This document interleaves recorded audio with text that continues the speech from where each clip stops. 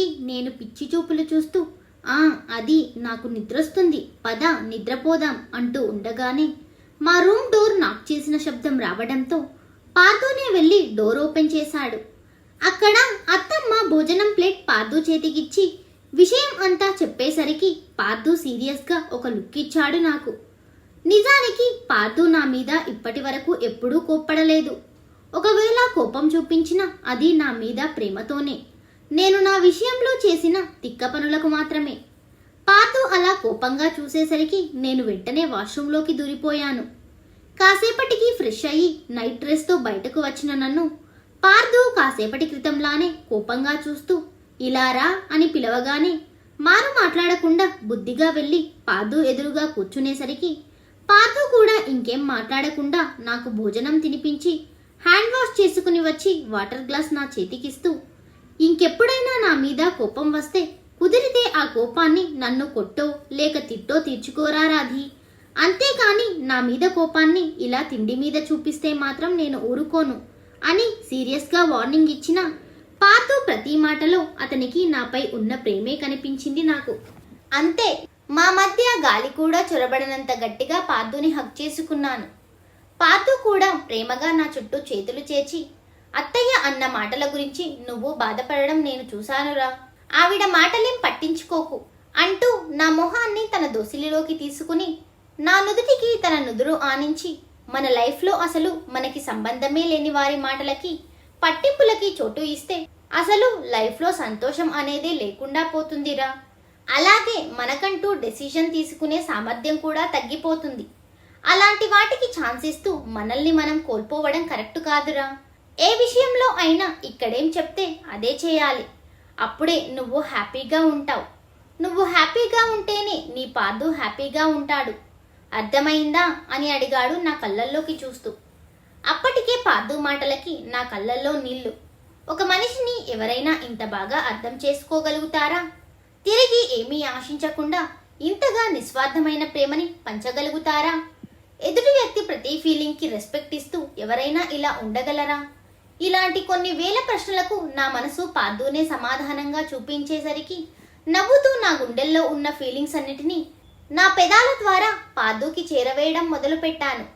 నేను సడన్గా చేసిన పనికి సంతోషంలో పార్థు కళ్ళల్లో తిరిగిన కన్నీళ్లు నా చెక్కిళ్లను తడుపుతుంటే చిన్నగా కళ్ళు తెరిచిన నాకు పార్థు కళ్ళల్లో అతని ఫీలింగ్స్, ఎమోషన్స్ కనిపించేసరికి అప్పటి వరకు అతని కాలర్ దగ్గరున్న నా చేతుల్ని అతని మెడ మీదకి చేర్చి అతనిలో ఇంకాస్త ఒదిగిపోయాను. మా ఇద్దరికి ఊపిరి తీసుకోవడం కష్టంగా ఉన్నా ఒకరి నుండి ఒకరు విడవడానికి ఏమాత్రం ఇష్టపడలేదు. కానీ తప్పక దూరం జరగగానే పార్థు నన్ను తన గుండెలకు హత్తుకుని కాసేపు అలాగే మౌనంగా ఉండిపోయాడు. కానీ వెంటనే ఏదో గుర్తొచ్చి నన్ను వదిలి వెళ్ళి తన వార్డ్రోబ్ నుండి ఒక ప్యాకెట్ తెచ్చి నా చేతిలో పెట్టి ఓపెన్ చేయమని చెప్పాడు. అది ఏదో గిఫ్ట్ అని అనుకుంటూ ఎగ్జైటింగ్గా ఓపెన్ చేసిన నాకు అందులో ఫేమస్ బ్రాండ్ డిజైనర్ శారీ కనిపించగానే ఫ్యూజ్లు ఎగిరిపోయాయి. ఆ బ్రాండ్ డిజైన్ చేసిన ఏ కాస్ట్యూమ్ అయినా లక్షల్లో ఉంటుంది అని వినడమే కానీ ఇప్పటి వరకు చూసింది లేదు నేను. అదే విషయం పార్థుని కాస్త సీరియస్గా అడిగేసరికి అవన్నీ నీకెందుకురా, ఎల్లుండి మధు ఎంగేజ్మెంట్కి నువ్వు ఇదే వేసుకో, బాగుంటుంది, నేను కూడా నీకు మ్యాచ్ అయ్యేలా డిజైన్ చేయించుకుంటాను అన్నాడు. ఇంకేం మాట్లాడలేకపోయాను. దాంతో పార్థునే నా చేతిలో శారీ తీసుకుని తిరిగి వార్డ్రోబ్లో పెట్టి వచ్చి పద నిద్రపోదాం, బాగా నిద్రొస్తుంది అంటూ సైలెంట్గా ఉన్న నన్ను తీసుకెళ్లి బెడ్ మీద పడుకోబెట్టి ఎందుకో మొదటిసారి నా గుండెల్లో తలదాచుకుని నన్ను గట్టిగా చుట్టుకుపోయాడు. పార్థు అంత దగ్గరగా, అది కూడా అలా ఉండేసరికి అలజడిగా అనిపిస్తుంటే పెరిగిన నా గుండె వేగాన్ని గ్రహించిన పార్థు చిన్నగా తలెత్తి ఇబ్బందిగా ఉందారా రాధి అని అడిగాడు కాస్త చిన్నబుచ్చుకుంటూ. నిజానికి నాది ఇబ్బంది కాదు, అలజడి అని పార్థుకి కూడా తెలుసు. కానీ పొద్దుట నుండి నేను తనని నా నుండి పెట్టిన దూరం ఇప్పుడు పార్థు క్షణం కూడా నా నుండి ఆ దూరం తట్టుకోలేకపోతున్నాడు. అందుకే ఇలా. ఆ విషయం నాకు అర్థమై నన్ను నేను కంట్రోల్ చేసుకుని ప్రేమగా పార్థు తల నిమిరి మనస్ఫూర్తిగా మరోసారి సారీ చెప్పి పార్థు నుదుటిపై ముద్దు పెట్టి గుడ్ నైట్ అనగానే పార్థు తన అందమైన చిరునవ్వుతో గుడ్ నైట్ రా రాధి అని నిద్రలోకి జారుకున్నాడు. నేను మాత్రం పార్థు గురించే ఆలోచిస్తూ ఆ రోజు నిద్రకి దూరం అయ్యాను. నిజానికి పార్థుతో నేను ఎప్పుడో ప్రేమలో పడిపోయాను. నా ప్రేమను పార్థుకి తెలియజేసి పార్థుకి మానసికంగానే కాదు శారీరకంగా కూడా భార్యగా కావాలి అనుకున్నాను. కానీ అనుకోకుండా మధ్యలో ఈ ఆఫీస్ ప్రాజెక్ట్ అంటూ పార్థుకి నేను ఎక్స్ప్రెస్ చేయాలి అనుకున్న నా ప్రేమ విషయాన్ని ఎప్పటికప్పుడు పోస్ట్ పోన్ చేసుకుంటూ వచ్చాను. చెప్పడానికి చాలాసార్లు ట్రై చేశాను గాని ఎంతైనా ఆడపిల్లని కదా, సిగ్గు బిడియంతో పార్థుతో మాట్లాడడానికి ధైర్యం సరిపోయేది కాదు నాకు. అందుకే ఇంత లేట్ అయ్యింది. అయినా పార్థు ఎప్పుడూ ఆ విషయంలో తొందరపడలేదు. నా మీద తనకున్న ప్రేమను ఏదో ఒక రూపంగా చూపిస్తూనే ఉన్నాడు. కానీ నేనే తిరిగి పార్థు మీద నేను ఈ కొద్ది రోజుల్లోనే పెంచుకున్న ప్రేమను ఎక్స్ప్రెస్ చేయలేకపోతున్నాను. ఇలా ఆలోచనల్లో ఉన్న నాకు ఎల్లుండి పార్థు బర్త్డే అన్న విషయం స్ట్రైక్ అవ్వగానే అదే నాకు నా ప్రేమను తెలియజేయడానికి ఒక మంచి అవకాశంగా అనిపించింది. వెంటనే పార్థు డిస్టర్బ్ కాకుండా పక్కనే ఉన్న మొబైల్ తీసుకుని నేను పార్థుకి ఇవ్వాలి అనుకున్న సర్ప్రైజ్కి ఏర్పాట్లు చేసుకుని అంతా ఓకే అనుకున్నాక కాసేపటికి నేను కూడా హాయిగా నిద్రపోయాను. ఉదయాన్నే నేను నిద్రలేచేసరికి పార్థు అప్పటికే నిద్రలేచి ఫోన్లో ఎవరితోనో సీరియస్గా మాట్లాడుతూ ఉన్నాడు. నాకు ఎందుకో పార్థుని సీరియస్గా చూసిన ప్రతిసారి వెంటనే తన పెదాల మీదకి నవ్వు తెప్పించాలి, తనకి రియాక్ట్ అయ్యే ఛాన్స్ ఇవ్వకుండా అల్లరి చేయాలి అనిపిస్తుంది ప్రతిసారి. ఇప్పుడు దొరికిందే ఛాన్స్ అనుకుని అటు ఇటు తిరుగుతున్న పార్థుని ఆపి గుడ్ మార్నింగ్ అంటూ ఒక చిన్న ముద్దు పెట్టి వెంటనే వాష్రూంలోకి వెళ్ళిపోయాను. వాష్రూంలోకి వెళ్ళి చిన్నగా డోర్ ఓపెన్ చేసి చూసిన నాకు అస్సలు నవ్వాగలేదు. నేను చేసిన పనికి ఉదయాన్నే షాక్ కొట్టినట్టు పార్థు బిగుసుకుపోయి ఉండడం చూసి దగ్గరికి వెళ్దాం అనిపించినా ఈ టైంలో పార్థుకి దొరికితే అస్సలు వదలడు, బాగా అల్లరి చేస్తాడు. అందుకే సైలెంట్గా నవ్వుకుని డోర్ క్లోజ్ చేసి బ్రష్ చేసుకుని ఫ్రెష్ అయ్యి బయటకు వచ్చేసరికి పార్థు మా రూమ్లో లేడు. దాంతో హమ్మయ్య అని ఊపిరి పీల్చుకుని తొందరగా రెడీ అయ్యి బయటకు రాబోతుంటే అప్పటి వరకు ఎక్కడున్నాడో గాని సడన్ గా నన్ను వెనక నుండి గట్టిగా హక్ చేసుకుని మా రూమ్ డోర్ క్లోజ్ చేసి ఏంట్రా నా దగ్గరే ఆటలా అన్నాడు.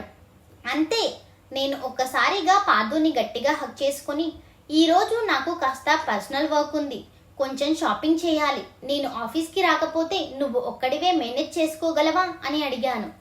దానికి పార్థు సరేరా ఉండు అంటూ అప్పటికి నా దగ్గర క్రెడిట్ కార్డ్స్ డెబిట్ కార్డ్స్ చాలానే ఉన్నా మళ్ళీ తన వాలెట్ నుండి 2 కార్డ్స్ తీసి నా చేతికిచ్చి నా నుదుటిపై ముద్దు పెట్టి జాగ్రత్త అని మాత్రమే చెప్పాడు. నిజంగా ఇంతగా ప్రేమిస్తూ ఇలా అర్థం చేసుకునే భర్త దొరకడం ఎన్ని జన్మల పుణ్యఫలమో. నాకు పనుంది అని చెప్పేసరికి ఎందుకు ఏంటి అని అడగకుండా పార్థు తన కార్డ్స్ ఇచ్చి జాగ్రత్త అని మాత్రం చెప్పి ఆఫీస్కి బయలుదేరాడు. పార్థు అలా వెళ్ళగానే నేను అత్తమ్మని తీసుకుని షాపింగ్కి బయలుదేరాను. ఈ 2 నెలల్లో అత్తమ్మతో నాకు మంచి స్నేహం ఏర్పడింది. ఆవిడ దగ్గర నాకు ఎలాంటి సీక్రెట్స్ లేవు. చెప్పాలంటే తల్లి కూతుర్లలానే మా మధ్య మంచి బాండింగ్ కుదిరింది. అత్తమ్మ దగ్గర విషయం దాచకుండా నేను పార్థుకి ఇవ్వాలి అనుకున్న సర్ప్రైజ్ గురించి చెప్పి షాపింగ్కి తీసుకెళ్లడంతో అత్తమ్మ నాకు షాపింగ్లో చాలా హెల్ప్ చేశారు. ముందుగా మధు ఎంగేజ్మెంట్కి అత్తమ్మ కోసం శారీ షాపింగ్ అవ్వగానే నేను పార్థుకి నా సొంత డబ్బుతో అంటే జాబ్ చేసినప్పటి సేవింగ్స్తో ఒక గోల్డ్ చైన్ బ్రాండెడ్ వాచ్ తీసుకుని మిగిలిన వస్తువులు కూడా షాపింగ్ చేసుకుని ఇంటికి చేరుకునేసరికి మధ్యాహ్నం అయ్యింది.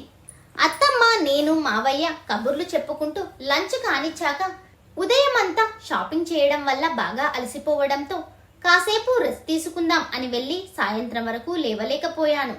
లేచాక అత్తమ్మ ఇచ్చిన వేడివేడి కాఫీ విత్ పకోడీ ఎంజాయ్ చేస్తూ కానిచ్చి నేను నా పనిలో బిజీ అయిపోయాను. ముందుగా పార్థు చేత కేక్ కట్ చేయించడానికి కేక్ స్వయంగా నేనే రెడీ చేయాలి అని డిసైడ్ అయ్యి అత్తమ్మ పర్యవేక్షణలో ఆ పని మొదలు పెట్టాను. ఫస్ట్ టైం కాదు కానీ కేక్ మేకింగ్కి చాలా టైం పడుతుంది కదా, 3 గంటలు దానికే సరిపోయింది. అది అవ్వగానే మా రూమ్ అంతా నీట్గా క్లీన్ చేసి కర్టెన్స్, క్యూషన్ కవర్స్, బెడ్షీట్ అన్నీ నేను కాసేపటి క్రితం షాపింగ్ చేసుకుని వచ్చిన లైట్ బ్లూ కలర్వి మార్చి రూమ్ అంతా వస్తు తెచ్చిన రెడ్ రోజ్ పెటల్స్తో నాకు నచ్చిన విధంగా అందంగా డెకరేట్ చేసి సెంటెడ్ క్యాండిల్స్ కూడా సర్ది పెట్టేసి పార్థు వచ్చే టైం అవుతూ ఉండడంతో అప్పటి వరకు లేని టెన్షన్ మొదలైంది నాలో. పార్థు పంచే అంతులేని ప్రేమకు నన్ను నేను ఇష్టంగా తనకి అర్పించాలి అనుకున్నాను కానీ ఎంతైనా ఇలాంటి సిచ్యుయేషన్లో భయం, బిడియం, కంగారు అన్నీ కామన్ కదా. మొత్తానికి కొంచెం కష్టంగా కొంచెం ఇష్టంగా అత్తమ్మ సెలెక్ట్ చేసిన వైట్ చిఫాన్ సారీ కట్టుకుని పాదుకి నచ్చే విధంగా రెడీ అయ్యి అత్తమ్మ మా రూమ్కి భోజనం తీసుకొచ్చి తినిపిస్తూ ఒక తల్లిలా బోలెడన్ని జాగ్రత్తలు చెప్పి బంగారు బొమ్మలా ఉన్నావురా అంటూ నాకు 2 చేతులతో దిష్టి తీసి అత్తమ్మ వెళ్ళిపోయారు. కాసేపటికి పాదు కార్ సౌండ్ వినిపించి విండో నుండి బయటకు చూసిన నాకు పాదు బాగా అలసిపోయి కనిపించాడు. పాపం నేను కూడా లేకపోవడంతో వర్క్ అంతా పాదు మీదే పడి ఉంటుంది. పాదు లోపలికి రావడమే అత్తమ్మని అమ్మ రాధి ఎక్కడ కనిపించట్లేదు అని అడిగాడు. అత్తమ్మ ముసిముసిగా నవ్వుతూ ఈరోజు బాగా నిద్ర వస్తుందని తొందరగా నిద్రపోయిందిరా, నీకు భోజనం నేను వడ్డిస్తాను అనేసరికి అత్తమ్మ మాటలకి పాదు అయోమయంగా ఫీల్ అవుతూనే డిన్నర్ కానిచ్చి పైకి రాబోతుంటే అత్తమ్మ ఆపి పాదుని వాళ్ళ రూమ్లోనే ఫ్రెష్ అవ్వమని బలవంతంగా పంపించి అప్పటి వరకు జరిగేది అంతా మా రూమ్ డోర్ కొద్దిగా తెరిచి సినిమా చూస్తున్న నాకు థమ్సప్ చూపించేసరికి ఇలాంటి అత్తగారు కూడా ఎవరికీ దొరకరేమో అనిపించింది నాకు. అత్తమ్మ బాగా కోఆపరేటివ్ కదా, ఇదంతా మా ఇద్దరి ప్లాన్.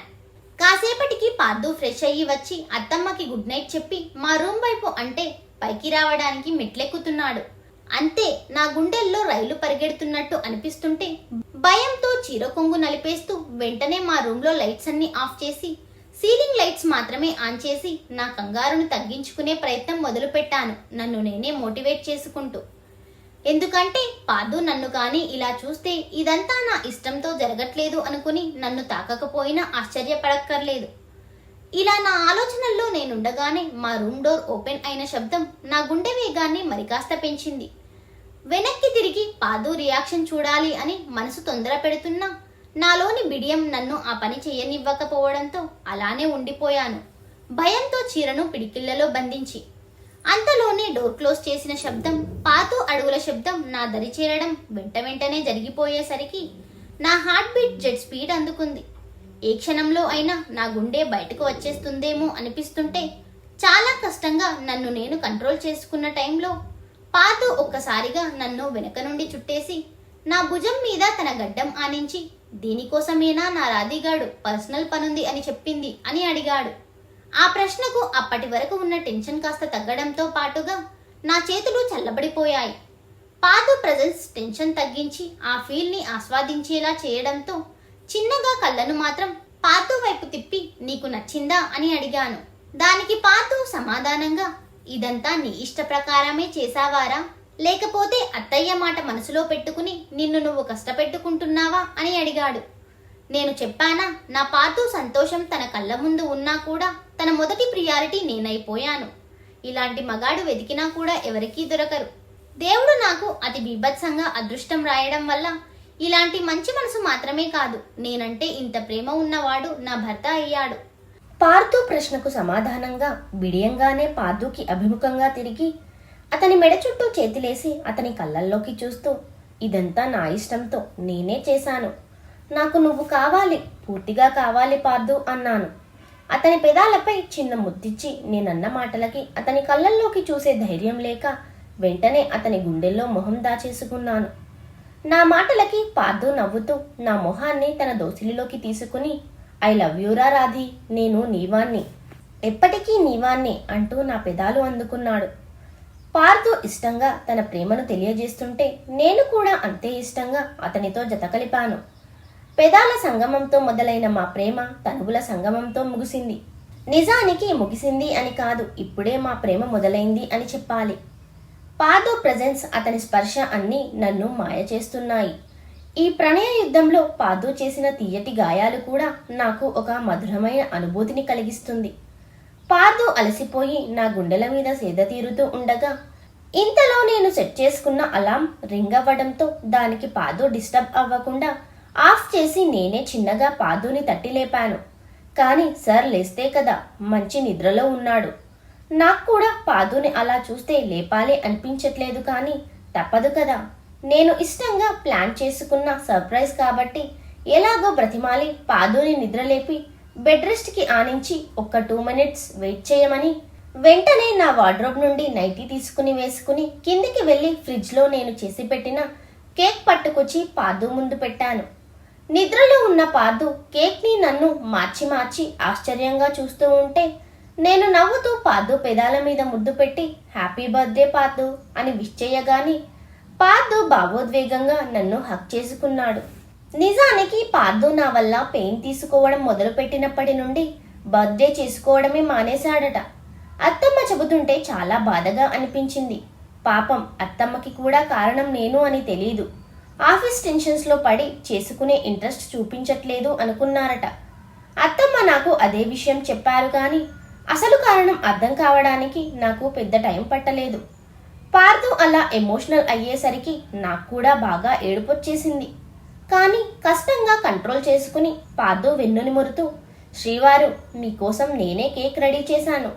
తొందరగా కట్ చేసి టేస్ట్ చేసి ఎలా ఉందో చెబితే హ్యాపీ ఫీల్ అవుతాను అనగానే పార్దు నవ్వుతూ నా నుదుటిపై ముద్దు పెట్టి థ్యాంక్ యూ సో మచ్ రా అని చెప్పగానే నేను కోపంగా పార్దు ముక్కిని బైట్ చేసి ఇంకెప్పుడు మన మధ్య సారీలు థ్యాంక్స్లు ఉండకూడదు అని గట్టిగా వార్నింగ్ ఇచ్చాను. దానికి పార్దు నవ్వుతూ సరే మేడం అంటూ కేక్ కట్ చేసి నాకు పెట్టగానే నేను కూడా వెంటనే పార్దుకి తినిపించాను. నిజంగా పార్దు కోసం బాగా ఏకాగ్రతతో చేయడం వల్ల కేక్ బాగా కుదిరింది. పార్దుకి బాగా నచ్చింది. తరువాత నేను పార్దు కోసం కొన్న చైన్ పార్దు మెడలో వేసి వాచ్ మాత్రం పార్దు చేతికిచ్చాను. ఈసారి పార్దు వాటి కోసం థ్యాంక్స్ తన స్టైల్లో చెప్పడంతో నాకు నోటమాట కరువైంది. కాసేపటికి ఇద్దరం కబుర్లు చెప్పుకుంటూ ఒకరి కౌగిలిలో ఒకరం హాయిగా నిద్రలోకి జారుకున్నాం. నాకు ఇది చాలా స్పెషల్ మూమెంట్. నిజంగా పార్దులా అంతగా ప్రేమించే భర్త దొరకాలి అంటే చాలా అదృష్టం ఉండాలి. దేవుడు అంత పెయిన్ తర్వాత పార్దుని నాకు ఇవ్వడంతో పార్దు చూపించే ప్రేమ ముందు ఆ పెయిన్ చాలా చిన్నదేమో అని నేను ఈ 2 నెలల్లో ఫీల్ అవ్వని రోజంటూ లేదు. ఎప్పుడూ అనుకుంటూ ఉంటాను పార్దు రూపంలో నా దరి చేరిన ప్రేమ అని. ఇంత హ్యాపీగా ఉన్న నన్ను బాధ పెట్టేలా మధు ఎంగేజ్మెంట్లో పార్దు అత్తయ్య అన్న మాటలు ఎంతగా బాధించాయో నెక్స్ట్ అప్డేట్లో చెప్తాను. ఈ పార్ట్ ఎలా ఉందో కమెంట్ బాక్స్లో కమెంట్ చేయండి friends. Thank you for watching.